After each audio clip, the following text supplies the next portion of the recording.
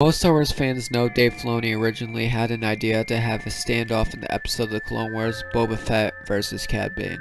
Well, we never got to see that come to life. We didn't see any sorts of signs between Boba Fett and Cad Bane in the Bad Batch except for one thing. In episode 9 of the Bad Batch, we saw Cad Bane make an appearance with a metal plate on his head though.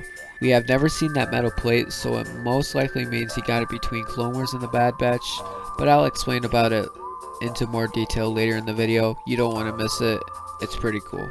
Now that the Book of Boba is releasing in December, which by the way guys, I am so excited for. Everyone is hoping for this fight to finally happen. So am I, man. I think it's huge potential for an episode to be in the Book of Boba. It's just gonna be so good.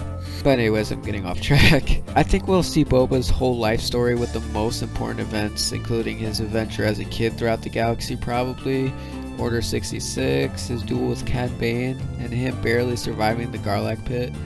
I'm thinking they'll most likely show a story of his past rather than during or after Mando Season 2 and 3.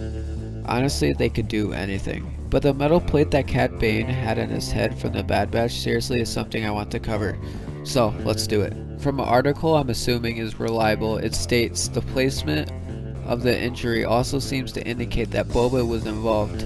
Kane's metal plate is on the left side of his head, which mirrors the blast of Boba's helmet in the mock-up, making it thematically appropriate. Both fighters struck the same place on their opponents at the same time, so while the helmeted Fett presumably walked away, Bane likely required medical assistance, thus explaining the metal plate in his head. So that's pretty crazy.